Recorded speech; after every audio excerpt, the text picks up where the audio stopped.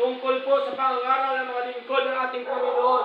Puro po yan gospel, written revelation, revealed will of God, which is the scriptures, which is the word of God. Yun po yung pinapangaral natin, the word of God. Yung ginawa ng ating Panginoon. Amen po? Meron po kasi tinatawag na written gospel. Ito po yung mga sinulat sa Biblia. Meron din po tinatawag na actual gospel. Ang actual gospel, ito po yung ginawa ng ating Panginoon. Amen? Ito po yung actual na ginawa ng ating Panginoon during the time nung siya po ay nasa lupa pa at tayo po ay kanyang tinubos. That is the actual gospel of our Lord Jesus Christ. Okay? So, malinaw po mga kapatid na napakahalaga po yung church ng ating Panginoon, yung sabsaban, yung kulungan which is the church of God. Okay? Ano pa po sabi dito sa verse 3? Sabi ni David, He restored my soul. Tingnan niyo po. Kaya po, di po ba may panalangin po si David? Mga kapatid, basahin po natin. Psalms chapter 51. Ano sabi ni David? Nung siya po'y nakasala sa ating Panginoon. Hinayaan naman niya na siya nakasala at hindi na siya nagbalik loob sa Diyos. Hindi. Hindi niya hinayaan. Kundi ang ginawa niya, siya po'y nanalangin, nagbalik loob sa Panginoon. Kaya sabi niya dito sa kanyang panalangin sa Psalm chapter 51, verse 10, ano sabi? Create in me a clean heart, O God. Bakit? Nadungisan ang kanyang puso sa kanyang ginawang kasalanan sa Panginoon. Di mo ba? Dahil nakita niya sino po bang babae na nahumalingan niya? Si Bathsheba. Di mo ba? Nung naliligo, nagkaroon siya ng pagnanasa. Kaya ang ginawa niya mga kapatid, yung asawa ni Bathsheba. Sino ang asawa ni Bathsheba? Si Urias. No? Kanya pong pinain doon sa kalaban para unang mamatay at ang gusto niya ay makuha si Bathsheba. Tingnan niyo po, nung unang anak nila kay Bathsheba namatay. Pangalawa, ito po si Haring Solomon, mga kapatid. Tingnan niyo po, pero hindi na yan ni David na siya po ay nakasala. Hindi na yan ni David na ganun-ganun na lang yung kanyang ginawa sa ating Panginoon. Ano ang ginawa niya? Sa verse 10, sabi niya kay Lord, sa kanyang panalangin, create in me a clean heart, O God.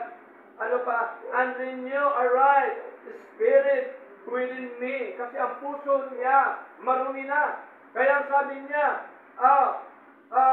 i-renew mo, Panginoon, ang espiritu mo sa akin. Sabi ng ating kapatid na David, ano pa sabi? Cast me not away from thy presence. Kasi nawala na yung presensya ng Panginoon sa kanya nung siya po'y nakasala. At ano pa po sabi dito, ituloy natin, and take not thy Holy Spirit from me. No? Verse 12, sabi niya, restore unto me the joy of thy salvation, and uphold me with thy free spirit. During the time nung siya po'y nakasala sa Lord, ang nawala sa kanya, mga kapatid, marami yung nawala sa kanya. At ang huli po, sa verse 12, sabi niya, restore unto me. Tingnan niyo po, mga kapatid. Kaya sabi niya sa verse 3, He restored my soul. Sabi niya, restore unto me the joy of thy salvation. So, tandaan po natin, once na isang Kristiyano, anak ng Diyos, nagkasala sa Panginoon, tandaan po natin, mga kapatid, mawawala sa Kanya ang kagalakan niya ng kaligtasan sa Panginoon. Amen po? Nawala na ng lasa ang paglilingkod sa Diyos. Bakit? Kasi po, nabalutan na ng kasalanan ang kanyang puso sa harapan ng ating Panginoon. Kaya sabi David sa verse 3, He restored my soul. He leadeth me in the path of righteousness for His name's sake. Tingnan niyo po. So nakita pa rin niya yung pagkamatuwid ng ating Panginoon. Amen po? Kaya ang Diyos, mga kapatid, lagi po yan bukas ang kanyang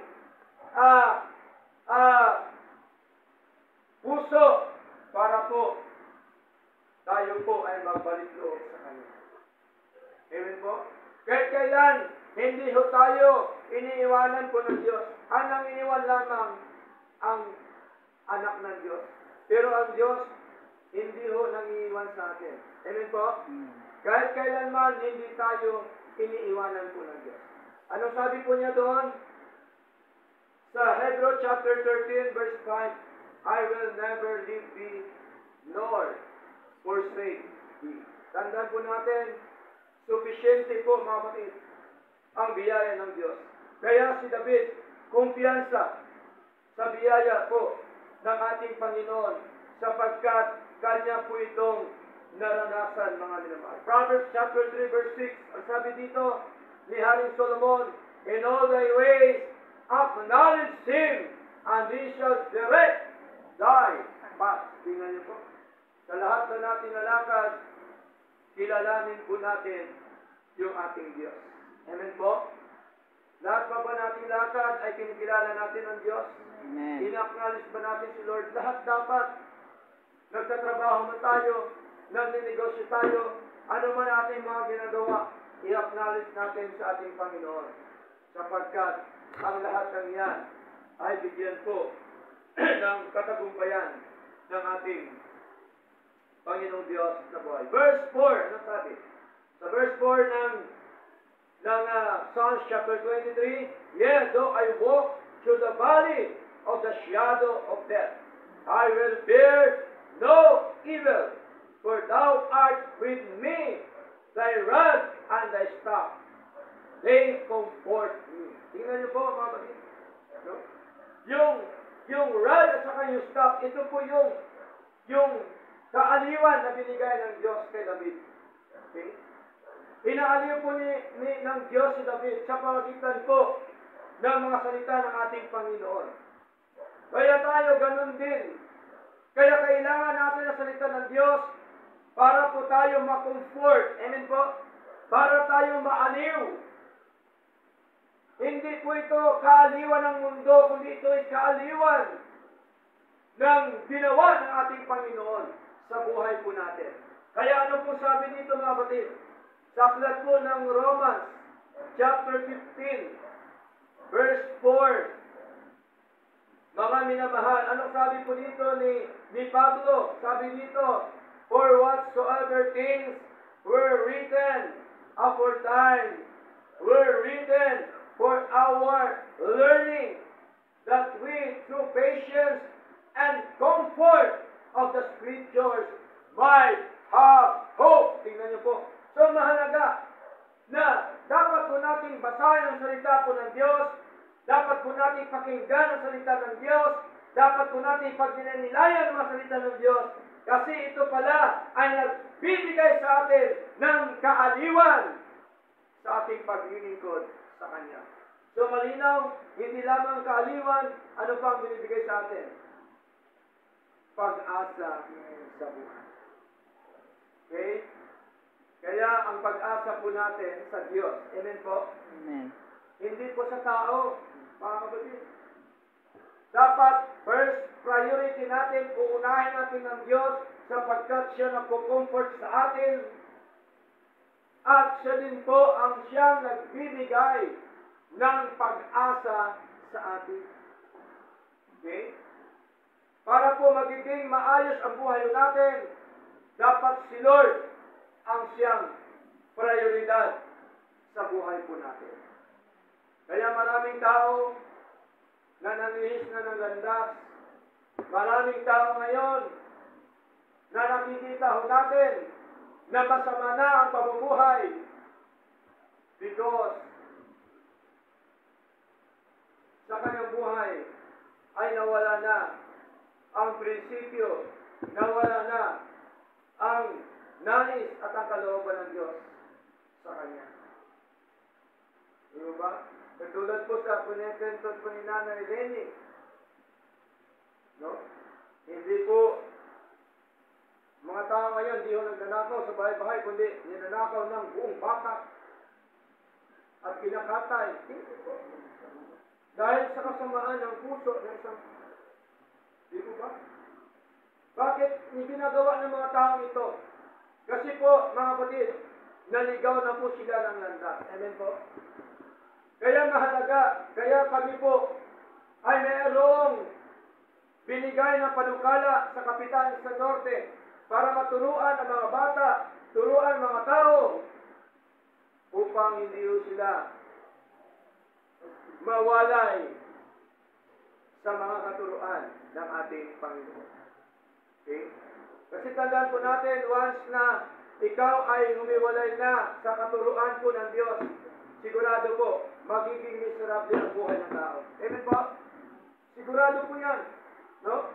So, malinaw po na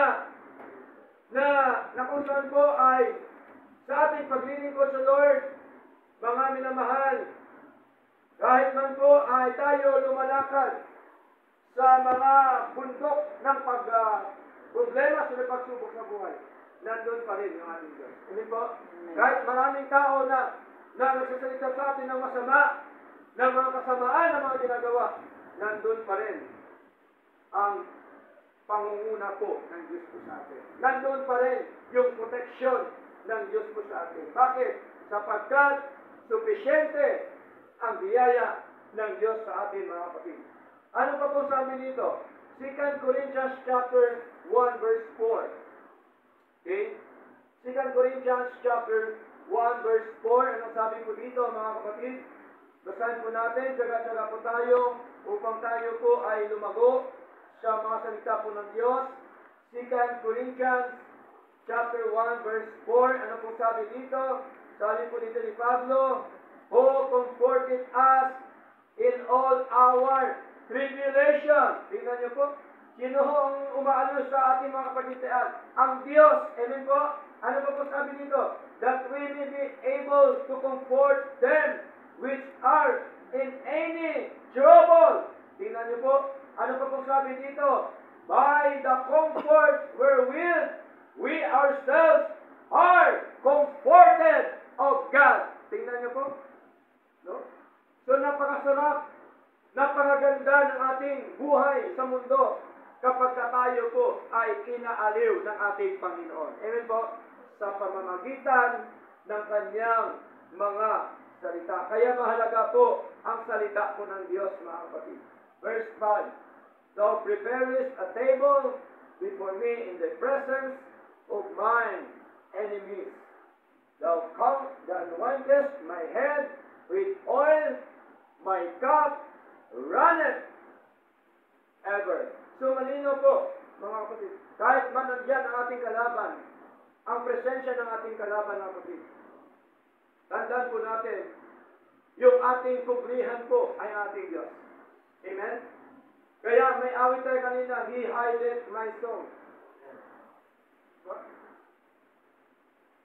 Nakakubli ang ating kaluluwa sa Panginoon. So malinaw po yung mga kapatid. And then, verse 6, ito po yung ating pinaka-outline. Ito po yung ating pinaka-topic. Anong sabi ni David sa verse 6? Sabi ni David sa Psalms chapter 23, verse 6. Sabi dito, surely, sigurado po si David, mga kapatid. Surely, tunay, sigurado. Okay? Nasabi dito, goodness and mercy shall follow me. Di mo ba? Sa likod na kanyang kapigatian, pagkakasala sa Diyos, kanya pa rin sinabi na sigurado na ang kabutihan at ang kaawaan ay susunod sa akin. Tingnan niyo po? At ang sabi ko dito, all the day of my life. Di ba? Kaya po, mga kapatid, ang Diyos natin paniguran ay mabuting Diyos. siya po ay maawaing Diyos. Amen po? Bakit po mabuti ang ating Diyos? Tingnan niyo po, hindi tayo pinababayaan ng Diyos. Amen? Iniligtas tayo ng Diyos mula sa impyerno. Tinubos tayo ng ating Paiso Kristo. Pinili tayo ng Diyos Ama before the foundation of the world. Binorn again tayo ng Espiritu ng Diyos. Isaan pa tayo doon. Kompleto, Ricardo, ang ginawa po ng Diyos. Amen? Sa ating practical na buhay na ito, siya pa rin po ang siyang gumagawa po sa atin. Amen po? Dahil tandaan po natin, mga kapatid, may mga bagay minsan na gusto natin, ngunit hindi ho tinagkaloob ng Diyos. Amen po? Ako, ranas ko po yan. Okay? Sa buhay ko, ranas ko po yan.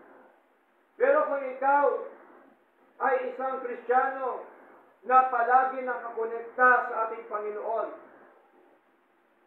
hindi ka po magtataka kung bakit ang mga bagay na yan hindi ipinagkaloob ng Diyos. Bakit?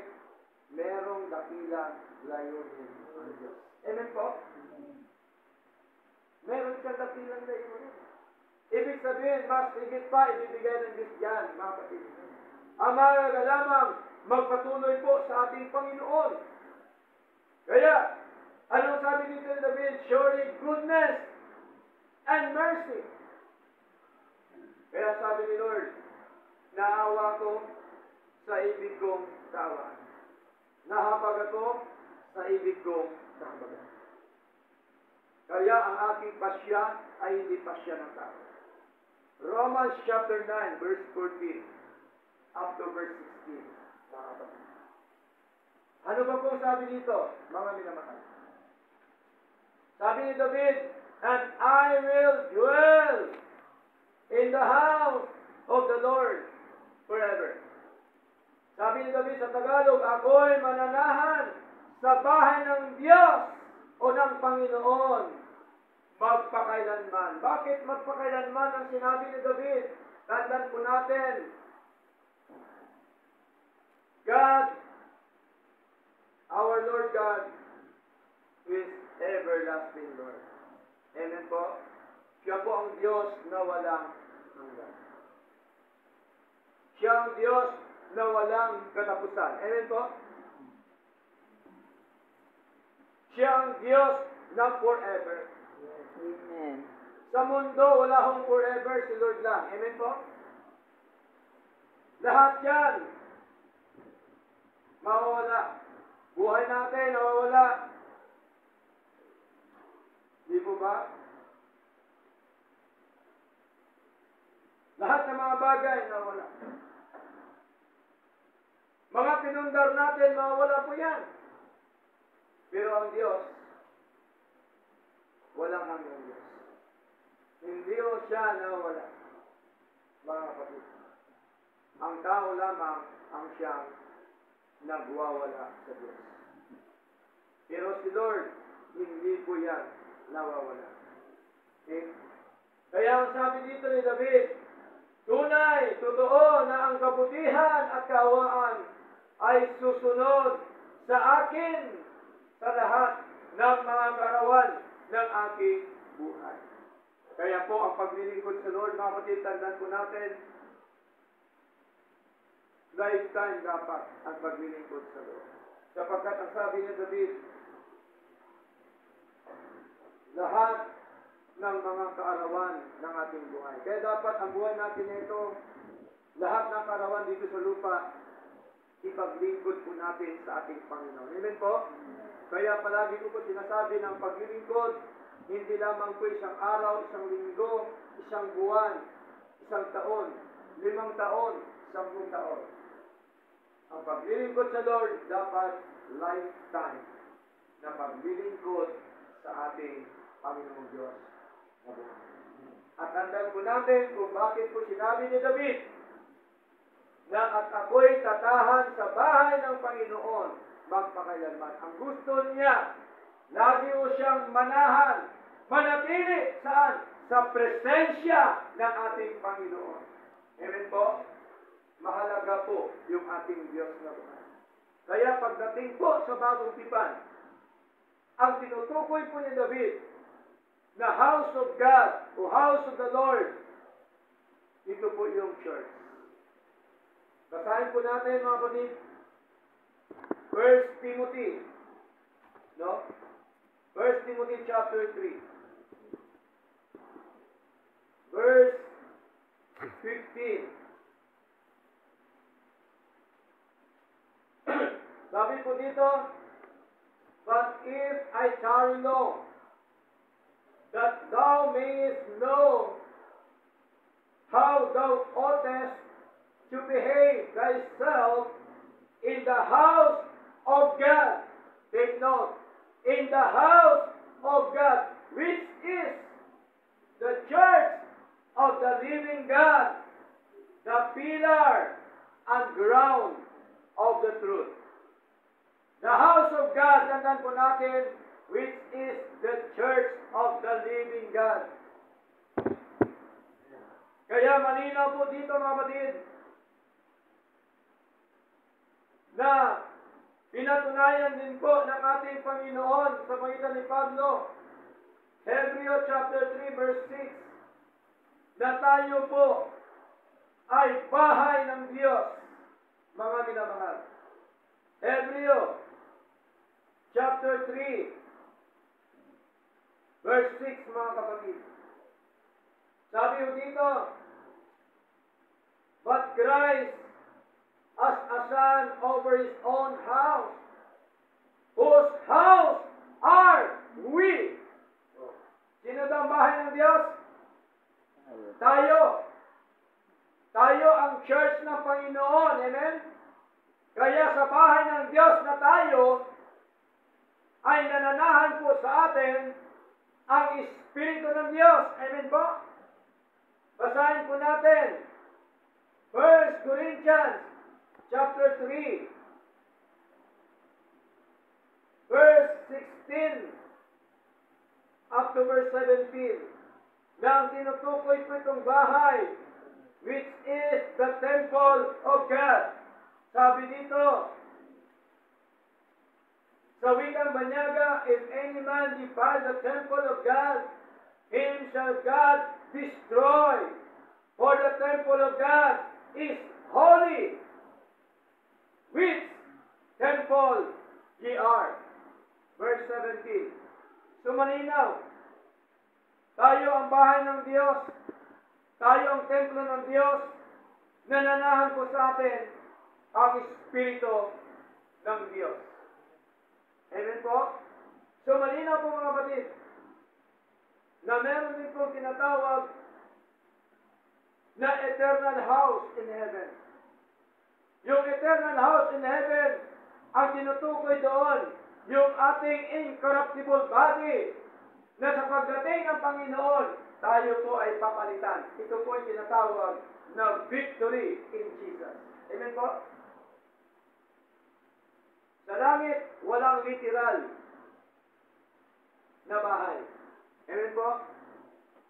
Sa langit, hindi ka na magluluto doon. Sa bahay na literal, nagluluto tayo. Tama?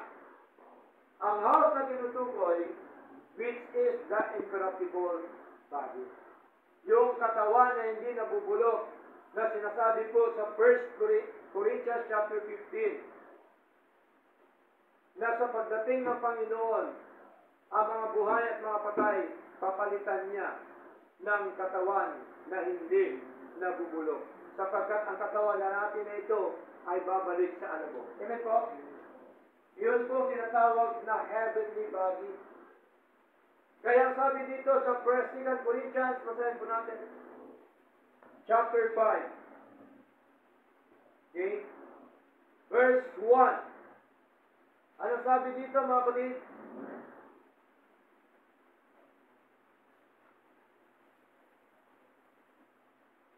For we know that if our earthly house of this tabernacle were dissolved, ano ba ang tinatawag na makalupang bahay? Ito po yung ating physical na katawan. Amen?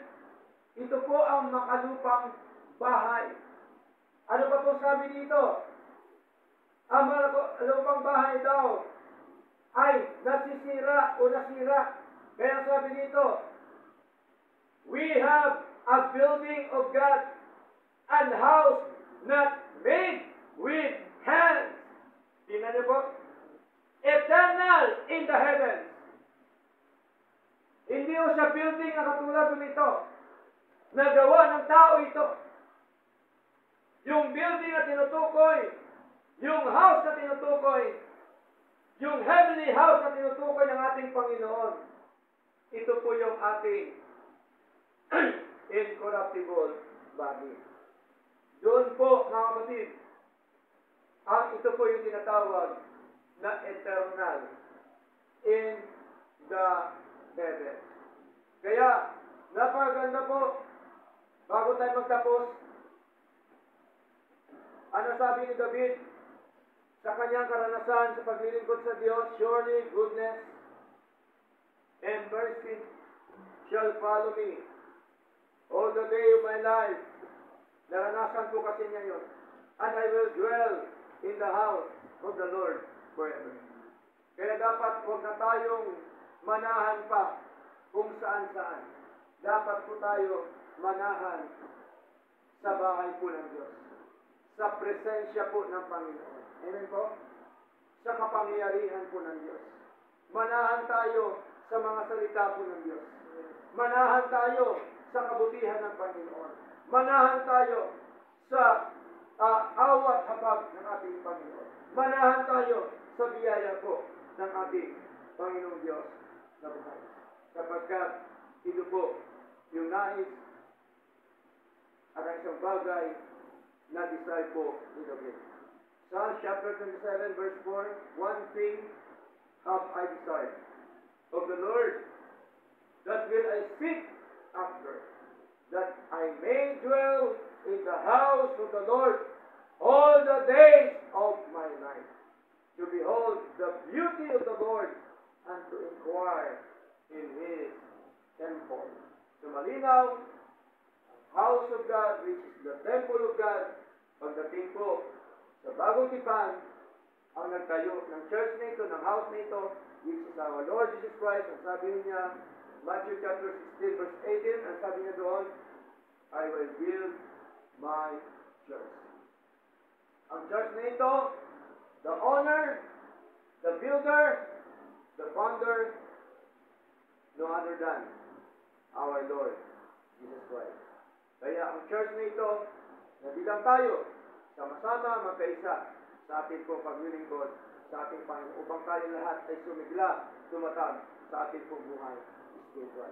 Purihin po Panginoon, nawa ang Diyos ang siyang nalalhati na dakila po sa ating pong pag-aaralan ng kanyang pong mga salita. Tayo pong lahat